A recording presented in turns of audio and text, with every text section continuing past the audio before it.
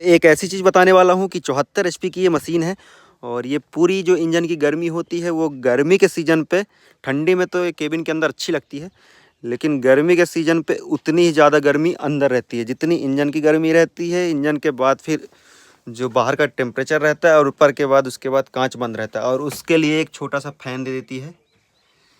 चालू कर। जैसा कि आप ये फैन देख सकते हैं, ये फ़ैन पे पूरा ऑपरेटर टिका रहता है और उसके बावजूद 8 घंटे मशीन चलाता है। तो दोस्तों एसी नॉन एसी ऐसा कुछ ऑप्शन न रख के केवल एसी वाली ही गाड़ी बनाए, तो जिसमें ऑपरेटर को कुछ कंफर्टेबल महसूस हो। तो दोस्तों आप भी अगर इससे सहमत है तो वीडियो को लाइक कर दीजिएगा।